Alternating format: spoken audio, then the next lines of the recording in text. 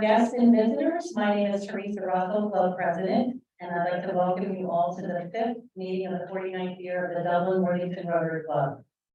Today's invocation and pledge will be offered by the one and only Pete Barnhart. That is great. Whatever higher power that you embrace, let that power reach out to you in these days of the anxious days, wandering days, and sometimes just absolutely beautiful days. Let's all work with our 1.3 million Rotarians throughout the country, throughout the world, all 186 countries. Make this a better world, a better country. Thank you for the food that was prepared and those who prepared it. Thank you. My name, amen. Amen. I pledge allegiance to the flag of the United States of America, to the republic, one nation under God, indivisible, with liberty. Thank you, Pete. And thank you to the volunteers today, Emily and Charlie at the desk. And then past President Steve, would you introduce guests and visiting Rotarians? I would love to. Mr. Roger Johnson, you have a gaggle of guests. Please introduce them. My granddaughter is going to speak later, so for families here, Jennifer, my daughter, former Rotarian here, Steve, Rotarian, Worthington AM, and the secretary, treasurer. Neither anymore. My wife, Pat, and Ellie, my granddaughter from Naples, Florida, here to see her and speak. Thank you. We also have Amy Helston from the Granville Rotary. Welcome. Let's give her one clap welcome. 1, 2, 3. Oh, man. Thanks. All right, we're gonna do that again. We also have Susan West, past president of the Dublin AM. 1, 2, 3. All right, that was better. And then we also have Daniel, and I can't remember what your club is, Daniel. You're in the car, so I'm not gonna have to make it. Delaware. Visiting Rotary from Belgium. 1, 2, 3. A little while, we'll introduce our speaker, but I think that's all it gets. Thank you. Anybody with announcements, make your way up. I have a couple of reminders. The buddy boxes, if you signed up to do the packing, that is going to take place on the 24th. And if you have any questions, make sure you get with Chrissy to find out more details. And then the 30th is the rah-rah with Donna Motley's being the host. Thank you. Good afternoon, I guess. Susan West from the Dublin AM Rotary Club. And today I just wanted to invite you all to our car show. If you have nothing better to do on Labor Day weekend and you are a car enthusiast, we're having our car show on Sunday, September 3rd. And it's free, so feel free to come on over. If you want to bring a car, I think it's $15 to register the car. But we've been slowly building over the years. This is our 5th year now. We're really excited to just bring people over to Dublin and check it out. So hope you can come, and I'll throw a flyer on each table too. Thank you. Thank you. Any other announcements that we have? Okay. Roger, are we going to turn it over to you?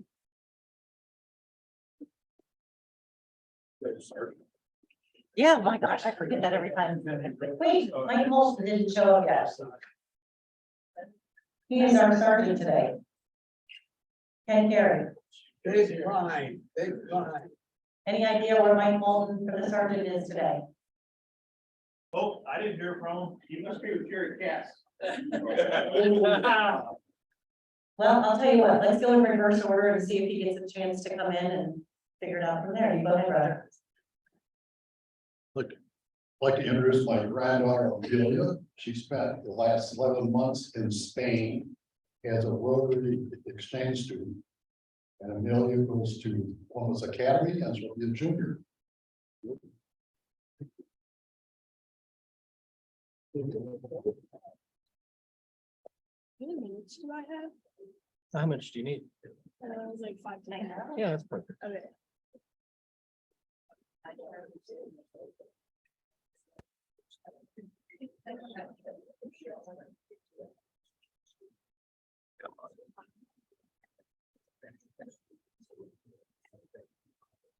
Can I have more than Use that.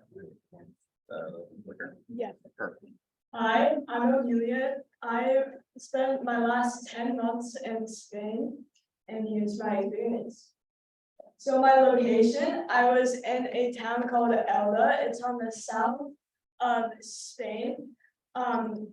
It's right near the tourist town called Alicante. Elda was about 30 minutes away from the beach. So that was really nice. I miss the beach a lot. And it was, the town I lived in was more of a industrial town. There wasn't a whole lot to do there. So we went to Alicante quite often. The food is another thing I miss so much. That picture of the paella looks like it's from Google, but it's not. So paella is basically rice and a bunch of spices, and you can add shrimp, crab, seafood, meat, vegetables, basically anything you please, and it's so good. Another popular food was like boiled crab. We had ham a lot, like it was Iberiac ham. I think that's the translation in English, but it was so good and I miss that so much. My first family, I had a mom, a dad, a younger sister who was 14. I became really close with her, and the grandparents had a beach house in Alicante, so we would go up and stay with them a lot.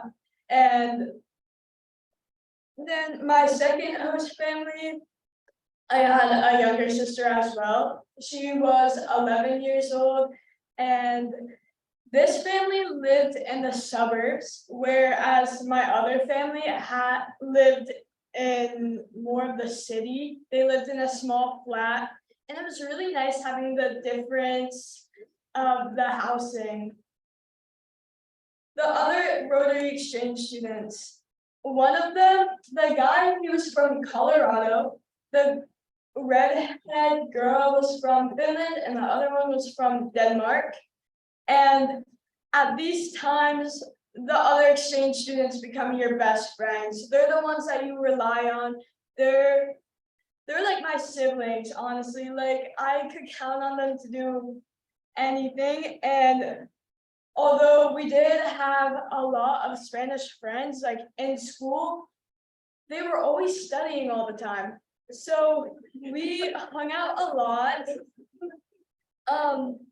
And they just were my best friends. Then Christmas and King's Day. This was interesting because, so on Christmas, we would eat dinner. On Christmas Eve, we would eat dinner until like 2 a.m. And then after Christmas, we wouldn't really celebrate, we wouldn't open up gifts on Christmas. We would open up gifts on King's Day, which is January 4th. And that was very different because in America, we open up the gifts on Christmas. And I actually did not know this until Christmas came around. And I was like, Mom, where are the gifts? And they were like, you have to wait 4 more days. And I was like, okay. And then New Year's was really different as well. One of the biggest traditions we have in Spain is the last 12 seconds of the year, you eat 1 grape for each second. So one of those pictures is me with a cup of peeled grapes. We had peeled them in advance because it's easier to eat. And then after that, we would go out with our friends. I went to like a discoteca, which is like a disco, until 7 a.m. And then we ate churros in the morning. It was like so Spanish. I loved it so much. Pascua. Pascua is similar to Easter. The religion aspect in Easter was not that big. Easter was more of a celebration of life. Like there were a lot of festivals the whole week of Easter, and one of those pictures is a fried pig that we ate. And that honestly was one of my favorite meals. It was so good despite it being a baby pig. Moros y Cristianos, the translation is Moros and Christians. It's one of the biggest festivals in my town specifically. It's not in every city, only in my town in Alicante. This was a time, it was early June, the whole entire town was out on the streets 24/7. I would get home with my family at like 4, 5 a.m. and it was crazy. And so I had a trip, so I missed 3 out of the 5 days. So I was only there for 2 days, but it was like the best time I had in Spain. Some culture shocks. One of the main culture shocks I had was it's considered rude to not wear shoes in the house. You always have to be wearing shoes. I'm not sure why, but I always had to have slippers or shoes. Like we had house shoes and we would always have to be wearing those. Another culture shock was the late times. In my first host family, I did soccer or football over there, but I would stay out. My practice ended at 11 or 10:45 on the good days. And I would come home, eat dinner at like 11:45 at night, and then get up at 6 for school. And I quit 5 months in because I was getting too tired. And then another culture shock was we don't eat lunch in school. So in my school, you had 2 20-minute breaks. One, you would eat like a sandwich, like a small sandwich, and then the other break you would eat like crackers or apples or something small. And then after school, you would eat the big meal or the big lunch. A lot of the times like pasta, and it was very different. And here's some pictures of my school. And my school, my classes started at 8. And depending on the day, they would end at 2 or 3 in the afternoon, and then we would come home, eat lunch. And my school was very different than most schools around here. I would stay in the same classroom the whole day, and the teachers would switch. The only time we moved classrooms is for like art class. And that was very different than America's school. Oh, and that picture, the last one, that is like my graduation day. It was very fun, and there's just a bunch of pictures with me and my school friends. Then we have the trips. These were an amazing opportunity. They were not designed by Rotary, except one of them. They were designed more by a travel agent. This one was the Spain tour. We went to Madrid, Barcelona, Valencia, all these big cities. For 7 days, we went to 8 cities. And it was amazing. We saw the Sagrada Familia, which is in Barcelona. There's a picture of a person playing guitar right outside the Sagrada Familia. That's actually me. I got the opportunity by a street guitarist he just gave me his guitar and told me to play. So I couldn't pass up that opportunity. And we took a bike tour in Valencia, and it was incredible. And then the Camino de Santiago was something that we had the opportunity. It was organized by the Rotary district in the north of Spain. And the Camino de Santiago is the Walk of Santiago. So it's this massive pilgrimage that thousands of people go to a year. It's one of the biggest pilgrimages in all of the world. And so for a week, we walked 120 miles, I believe. And it was so amazing though. We saw a lot of cows. There was one time where we were on the street for like 5 or 6 miles, and there were just cows walking right next to us. And we could like pet them and stuff and they wouldn't care. Well, most of them didn't care. We also visited the end of the world, which is at the very tip of Spain. It was very rainy and foggy that day, so we couldn't really see a whole lot under the horizon, but it was very cool looking out and not seeing anything. Finally, the Eurotour. I don't even know where to begin. It was like the most incredible experience in my life. We went to 11 cities in 16 days, 10 countries. We went to Paris, Budapest, Vienna, Venice. The hardest part about making this presentation was choosing the pictures.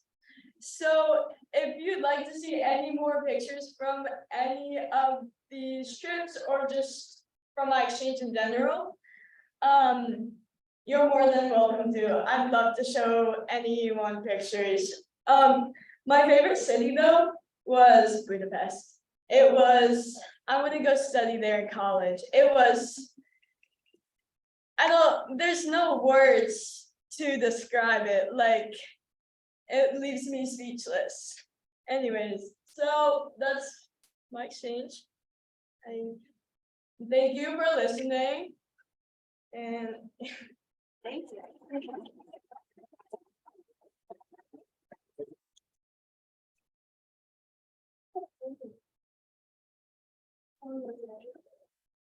Thank you very much. That was really interesting, and I'm sure people would love to hear more.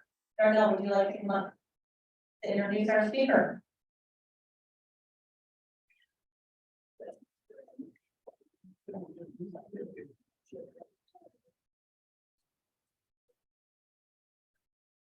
Our speaker today, Michael Corey, has served as Executive Director of the Human Service Chamber since 2017. During that time, the organization's membership had tripled to over 160 health and human services not-for-profits. He is a board member of Rapid 5 and the Rise Together Innovation Institute. He is also on the Ohio State University Moritz College of Law National Council. An attorney, Michael holds a BA from Duke University, an MA in Education, Policy, and Leadership from Ohio State University, and a JD from Moritz College of Law. He lives in Columbus with his wife, Lori, who serves as a clinical program director of community housing at the YMCA of Central Ohio. They have a 3-year-old son, Isaiah, and a rescue schnauzer, Ruby. Please welcome Michael Corey.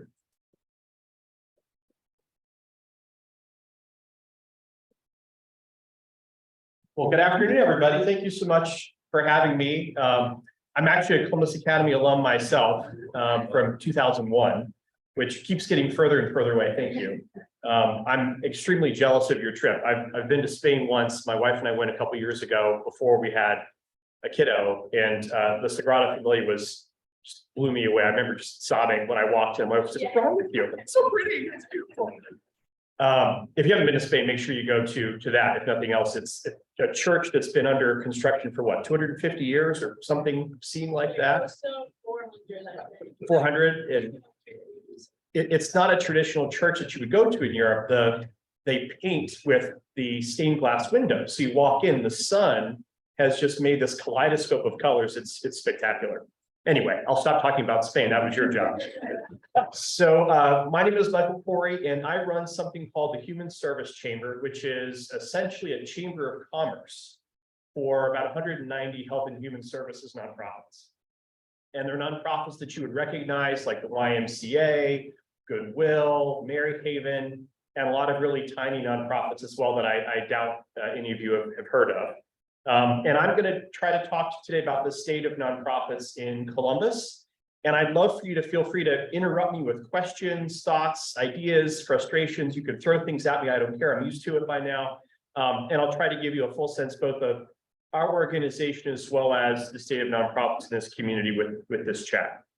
Okay. Ever so briefly, our mission is to unleash the power of human potential through a reactive human service. What that basically means is it's our job to do whatever our nonprofit community needs us to do to support them in their work.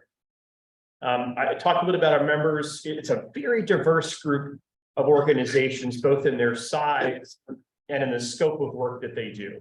Our biggest member is National Church Residences, which is a national nonprofit, as the name would suggest. It's a $400 million operation, provides senior housing. And we have a lot of small organizations that have a couple dozen thousand in annual revenue and have 0 employees. And our job is to support all of them with everything that we do. And that's tricky, as you might imagine. And then in terms of the work that they do, it's everything you can possibly imagine. It's housing, it's healthcare, it's behavioral health, it's childcare, it's immigration service, it's criminal justice work, it's volunteerism, anything out there that relates to helping people. We probably have organizations that are in that space. Our team, just to give you a better sense of us, we're a mighty team of 4.5 employees. The half is a part-time employee, excuse me. And our board of directors, we have a very unique structure as a nonprofit organization that our board is comprised entirely of people from within our membership. So we don't have folks from government or business or higher education or healthcare. They're all my bosses, both in their daily lives as well as on our board of directors. And that creates a really nice relationship that we have with our board. It's more of a strategic board.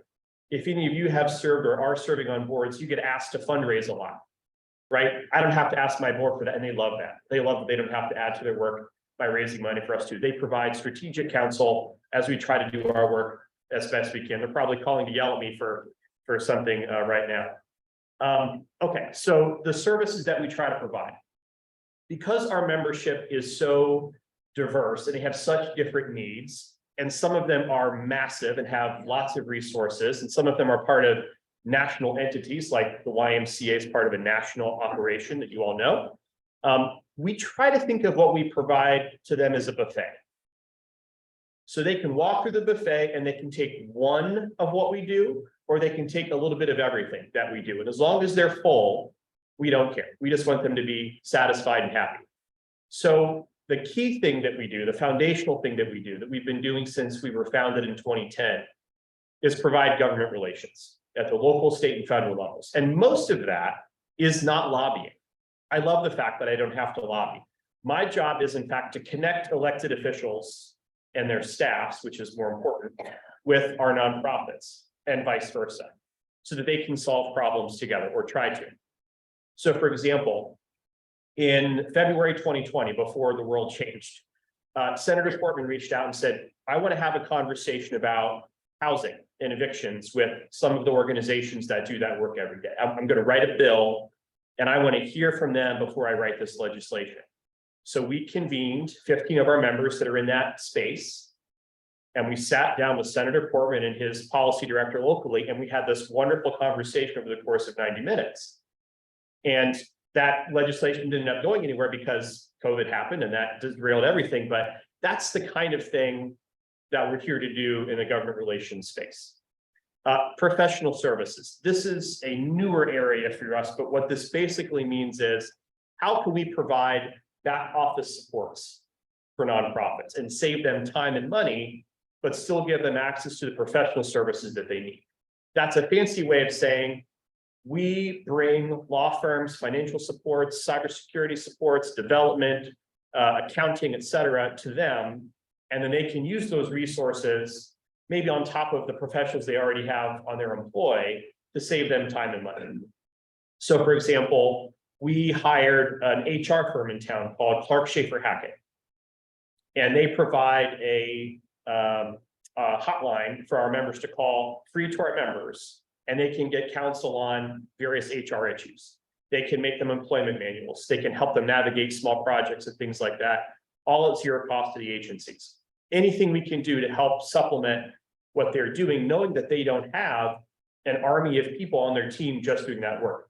Even if they have lots of employees, they need that assistance. We're trying to provide support like that. PPE and other goods. This obviously started in March of 2020. Nonprofits in the health and human services area didn't close their doors when Governor DeWine declared a COVID emergency. They were actually one of the sectors that had the carve out to keep operational if they wanted to be in person. So it became a priority for us to get them PPE fast. So lots of donors came to us and said, we've got masks, we've got soap, we've got sanitizer, back when we thought COVID spread by what you touched. And we distributed millions of masks and gloves and soap and sanitizer and gowns and booties and all sorts of other stuff. And we're delighted to not have to focus on that as much these days.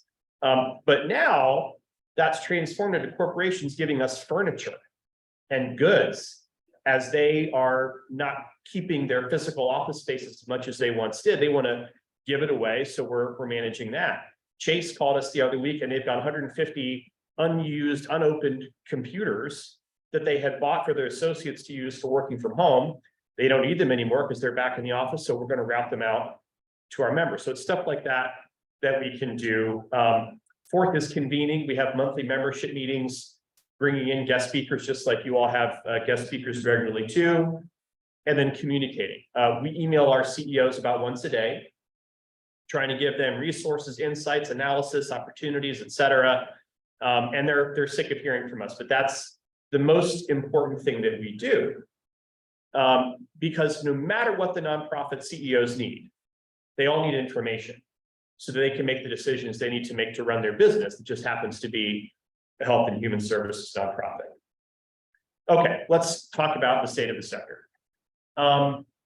First, to give you a big picture. So we have about 190 members, as I said. The aggregate revenue of those organizations is sizable. It's $1.7 billion in annual revenue. They employ approaching 18,000 people, and they of course serve hundreds of thousands. Can't give you a precise number there because there's so much overlap between who the agencies serve. We can't give you a specific figure there, but it's a lot of folks, not only in Franklin County, but the Central Ohio region, because a lot of them are reaching the Columbus MSA.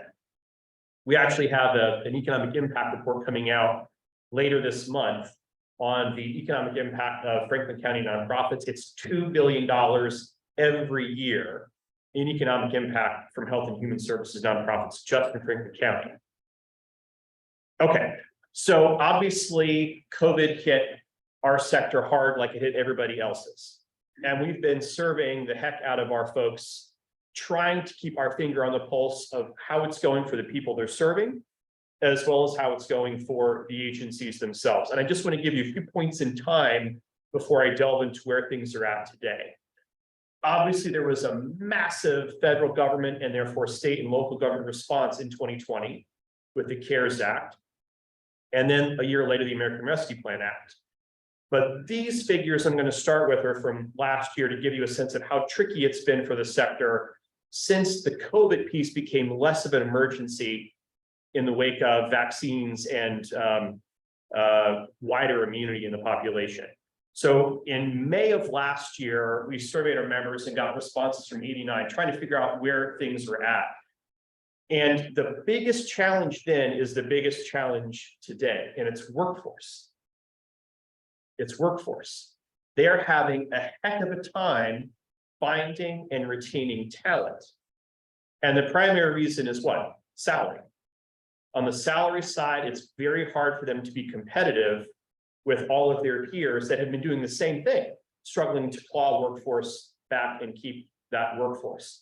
That's had an effect on the ability of nonprofits to serve the community and meet a need that has just gone up and up and up since the pandemic started. We asked our members last May how many unfilled positions they had. Okay, at 89 agencies, there were 1,900 unfilled positions last May. That's just a staggering figure. And I should also say, we asked if client demand for the agency services, how it compared to a year, or I should say we did a months prior at that point, it was up at 77% of agencies last May, just from February of last year. The reason for that was inflation.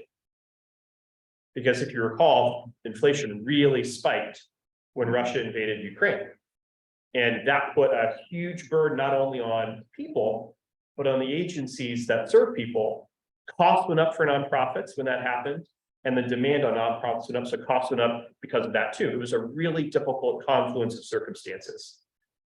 We surveyed folks again in October of last year just to see how things were going. A lot of the similar concerns were in place. I'm not going to delve into those figures. I want to focus on the most recent survey data, which was in June of this year. We got responses from 100 of our members, and we asked them, how is demand looking for you now compared to a year ago? It was up at 92% of the organizations that responded.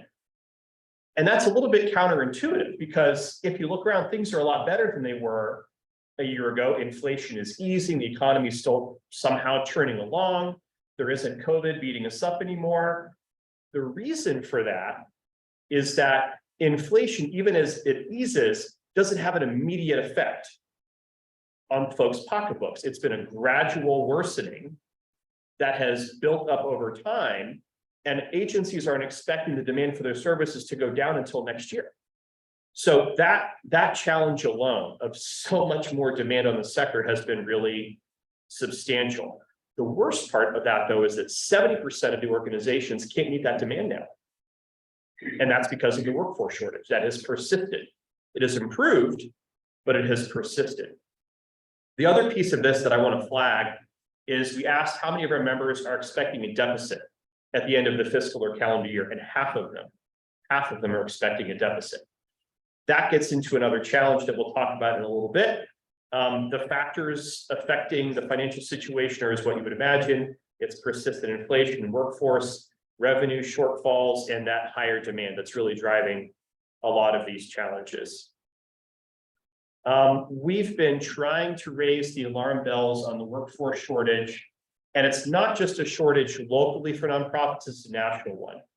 There's an entity called the National Council of Nonprofits, and they've been doing regular updates to their reporting on this since the fall of 2021. And it's not just our sector. If any of you are in the medical profession, or we're in the medical profession, hospitals are having a heck of a time finding doctors, finding nurses, finding medical technicians. It's a real problem. But the nonprofits on the health and human services side are paying fractions of what the hospitals can pay. So they're just having a hard time retaining the talent. They're getting people right out of college or right out of grad school as social workers, for example. But then if they pay their dues for a year at, let's say, Godwin Guild, which is one of the smaller nonprofits in town, they can then go make double working at Nationwide Children's Hospital. So they're going to do that. Why wouldn't they do that, right? So that is persisting, and there's no good solution to that. We just had a board meeting on Friday, and I asked folks, are you seeing that improving now that we're into August? And they all kind of looked at me like I was crazy. It's just tough. It's just tough. And when elected officials and corporate folks ask, what can we do to help? There's no good answer. There is no good answer to this unless more people become available that want to work in the health and human services nonprofit sector. And even though the workforce has reached pre-COVID levels for certain age groups, like the 20 to 45 age group, they're not moving into the health and human services nonprofit space here or across the country at the levels that they need to help us meet that higher demand. Okay, so what are we at the chamber doing about it? And then we'll talk about some things we're worried about going forward. I mentioned some of the professional services that we're trying to do. Basically, anything we can do to save them time and money, so they can reallocate those resources into their people, into hiring more people or to paying their folks more. That's a really important element of all that we're trying to do. The second is something we call the expertise exchange. And this is in specific reference to a unique challenge that's happened here. I'm sure you all heard ad nauseum about the number of people that were leaving their jobs in 2020, 2021 and changing professions. That happened in the nonprofit sector too, especially at the CEO level.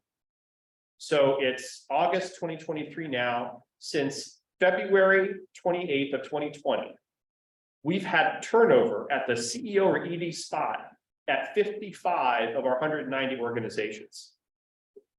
That's an astonishing loss of expertise, of connections, of resources. And all but 2 of the people that succeeded those 55 had never been a nonprofit CEO before. So there's a lot of education for that group of folks. It's a lot of new energy. It's a lot of new ideas. It's a lot of expertise coming in from other sectors, which is great. For example, one of those people is Ryan Burgess. Any of you know who Ryan Burgess is? He came from the Kasich and then DeWine administrations. He was a former banker. He would say a recovering banker. And he's now running Goodwill Columbus, which is one of the 10 largest nonprofits in town.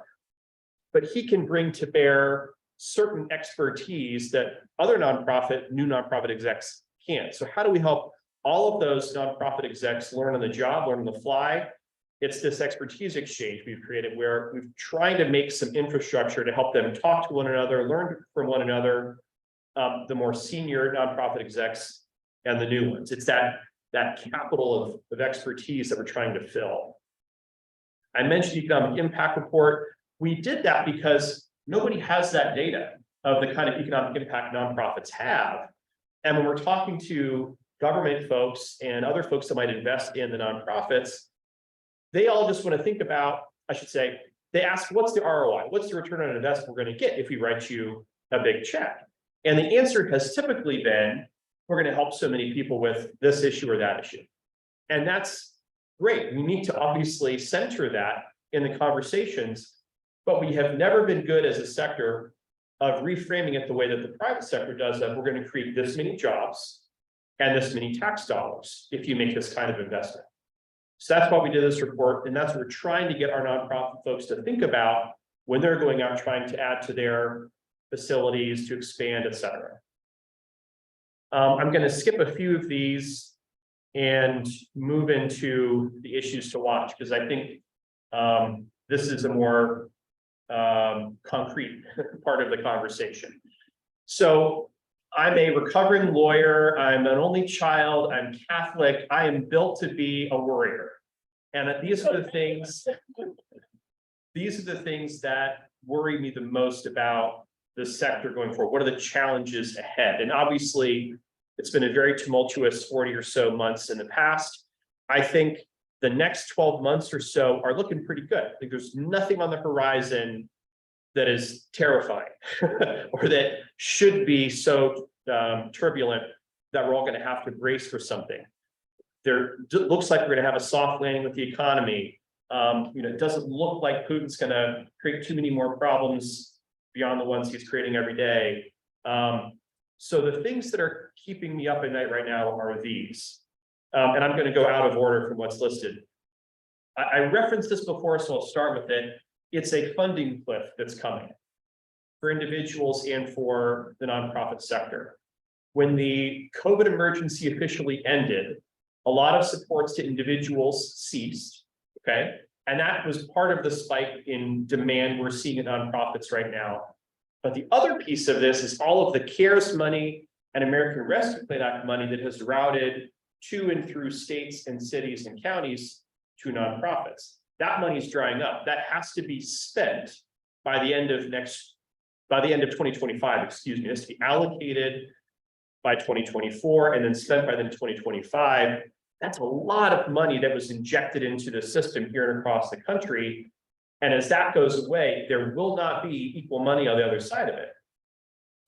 The problem here is that we're growing so fast that even if the percentage of people in need were to go down, the volume is going to go up. And there's no obvious solution to keep funding going into the nonprofit sector to meet that need. So that's making a lot of us anxious. We're not quite sure how to solve that. Nobody wants to raise taxes, but we have to figure out how we're going to pull more revenue into the sector to help folks. The second thing I'll mention is artificial intelligence, AI. I never thought this would be something I'd have to worry about. This is well outside of my wheelhouse, but it's already having a disruptive effect on nonprofits and on the workforce that will therefore affect nonprofits. So if driverless technology really takes off, which it's gonna, it's just a matter of time, that's a lot of jobs that go away really fast. That's truck drivers, that's taxi drivers, et cetera, alone. That's a couple million folks with pretty decent paying jobs. And there's also the net ripple effect of what are they going to do? We have to help them skill up and find new jobs, then help them through that transition in their lives. That's a seismic shift that the nonprofit sector, along with the private sector and the government sector, will have to be ready for, and we're not ready yet. We're also not ready for how that will disrupt day-to-day business. If I'm a nonprofit, I have to write a lot. I have to write grant applications, I have to write thank you notes, I have to write copy for my website, I have to write emails to constituents. AI has the promise of being able to do that with a couple of clicks. On the one hand, that's great, that's a new efficiency, but on the other, that has lots of implications that may not be so good. So we're thinking about pieces like that. The third thing I'll talk about is concentrated growth. You're all familiar with Intel's impending arrival. That's 3,000 immediate jobs, and that's 60,000 supply chain jobs all around it. And that taps out for Intel 10,000 jobs if they build out all the fabs. And that's just one employer. And a trickle effect. People have forgotten about Honda on the Southwest side and their expansion of their battery factory. That's 3,000 more jobs right there. There's a ton of growth coming to this region. In the last 50 years, Columbus has added 70% to its population. Guess how much Ohio's added in that time span? 10%. And all that growth is Columbus. And that pace of growth here is going to accelerate over the next 10 to 15 years. And the pace is what makes me anxious. It's not the fact that the growth is happening. That's very good news. The challenge is the speed. So we have to build out the infrastructure in transportation, in housing, in sewage, in water, all of that, in childcare providing, all of that has to scale up at the same pace, if not greater pace, with all those folks and all that money that's going to be coming into the community. In the interim, prices will go up because supply will go down, and that will put pressure on nonprofits. So we're excited about that, but we're anxious about that. That relates to the transportation piece. Are any of you excited about passenger rail coming to Ohio? It's coming. It will be approved this fall by the feds.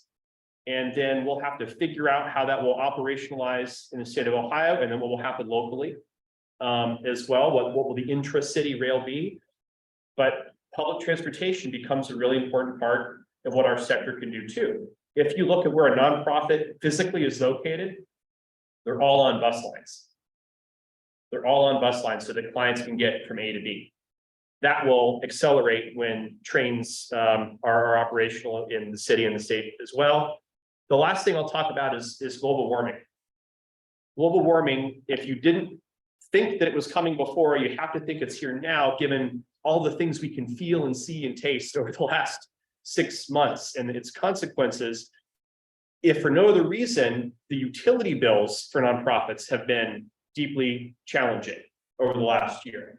If you remember December 2022, we had negative 35 wind chills. We had a lot of agencies that had to shutter for a week because something froze and burst, because something stopped working. And then all those people that they were serving didn't have a place to go for a while. We've seen similar issues on the heat side. Did you know that heat kills more people than any other weather-related problem? So it's a challenge for us, but it's also an opportunity for this community. And here's what I mean by that. We are 100 miles away from 20% of the world's freshwater supply, the Great Lakes. So part of the growth that's going to happen here is going to be people flocking to Ohio, Michigan, other parts of the Midwest because of that proximity to water. There are communities in Arizona where they are rationing their water already. It's incredible. And you've seen, I'm sure, the fight over the Colorado River.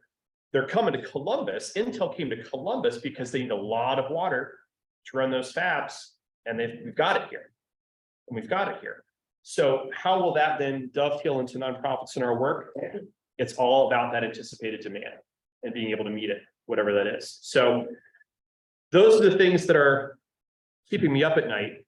But I will tell you, this is a community that is up to that challenge and up to all these challenges. It will not be easy, but we have great partners in government and in business and in health systems and in higher ed, and we're all trying to figure this out as we race for the next decade of change, and there will be a lot of it. So I'm really grateful for the time to be here. I'd love to answer any questions you might have. I hope I haven't put too many of you to sleep while you've been here, but please go ahead. Just curious, how do you get your operations budget?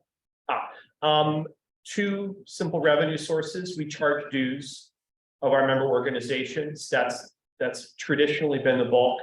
And then last fall, we got 2 grants, one from the city and one from the Columbus Foundation to provide some of those professional services. That's it. We like to keep it nice and simple. Please. Would you repeat that about the fresh water supply for Ohio, how close we are to it, please? Yeah, so we're about 100 miles south of the Great Lakes. And the Great Lakes represent about 20% of the world's freshwater supply. Please. Speaking of the workforce, could you give any data on the role of volunteers play? Yeah. In the workforce? Fantastic question. So I don't have the economic impact data off the top of my head, but volunteers are a pivotal capacity builder for nonprofits. Just in providing manual labor, expertise, strategic counsel, and especially on the board level, that fundraising support for nonprofits. But volunteerism is a huge way to help. And when COVID hit, a lot of nonprofits had to cut certain programs because they couldn't swing it for various reasons due to COVID. The program that was cut, the service that was cut more than anything else were the volunteer programs for lots of reasons. One of them was that proportionally, the largest demographic group of volunteers are folks that were most vulnerable to COVID. So a lot of folks stopped, and there wasn't an upsurge of people under the age of 30 eager to volunteer, and that hasn't changed. So there are 2 nonprofits in town that all they do is facilitate volunteerism. One is called BESA, and one is called Seeds of Caring. That's more for families with kids. And they're part of the infrastructure for the nonprofit sector too, to do a lot of that manual labor that nonprofits don't necessarily have the money for, but where they can also take advantage of the benevolence of groups like Rotary to do volunteer work, maintenance on a building, a community garden, et cetera, et cetera. It's huge, but I don't have the financial figures with me. Yep, great question. Thank you so much. Okay, and I didn't see Mike walk in. Does anybody want to volunteer to get started today? Want me to do it? I would love it, thank you. All in told.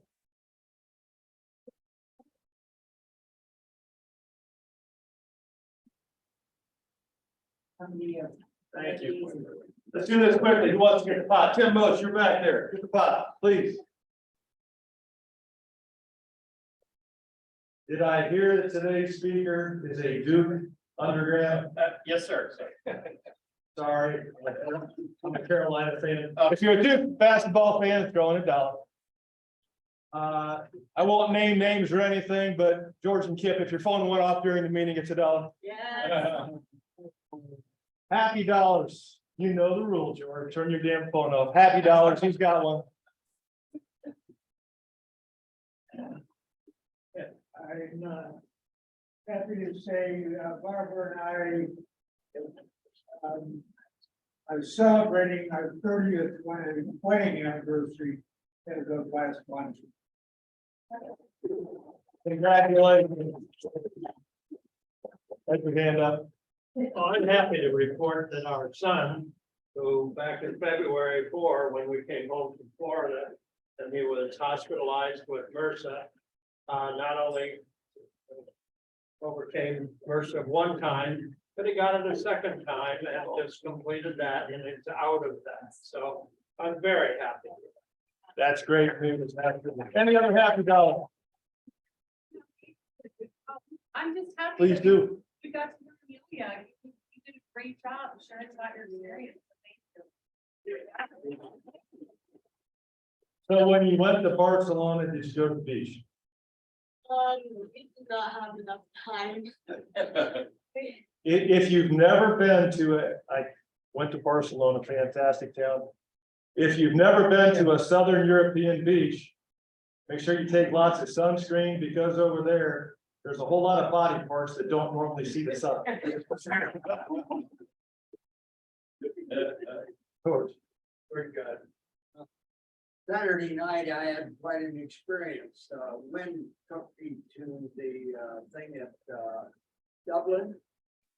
And it was the Irish Festival and the band at 10:30 at night on Saturday You night. saw that, I was there too. Yeah, well, what happened, Wynn had a pair of earplugs that he gave me as we walked in. So it's his favorite band and everything, but he gave me a set of earplugs, and I haven't figured that out yet. I think he needs to pay. It's so good. I think both of you should pay attention. That's the thing. For being out that way. Who went to the Dublin Irish Festival? If you've never seen this band, my wife and I were in Scotland 5 years ago and saw this band called the Red Hot Chili Pipers. It's a rock and roll bagpipe band. And if you like bagpipes, it's the most entertaining music. They've been in Dublin for 2 or 3 years now. And my wife and I have seen them every time. It's the most entertaining band you'll ever see in your life. For the price of $20. Any other happy dollars? Yeah. We saw the Pipers at Lancaster Festival in the winter. Lancaster Festival. I believe they were there. Absolutely. Great band. Anything else? Again, You might You got the floor. recall that, Barbara was one of the founders. it's a fantastic event. They do a surprisingly good job with parking and getting people in and out. Everything else. Any other happy bucks?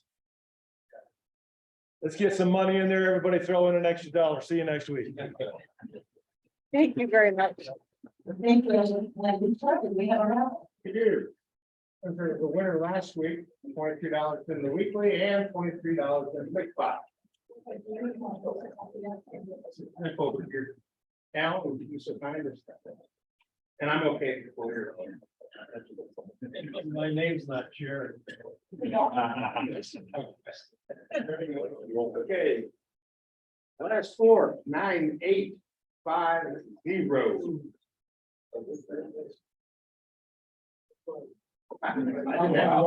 That.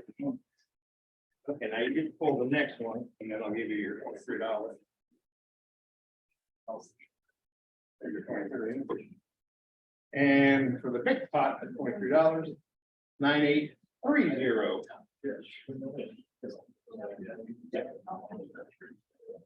Nobody? Yes. There we go. $23. What?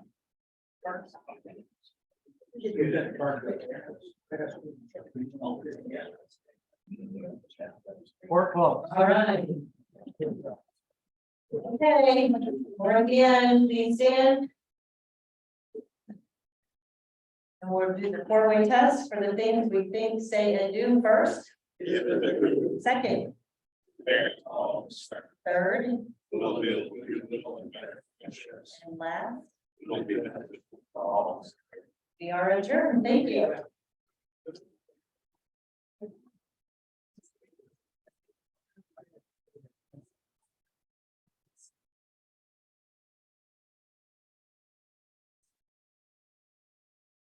The,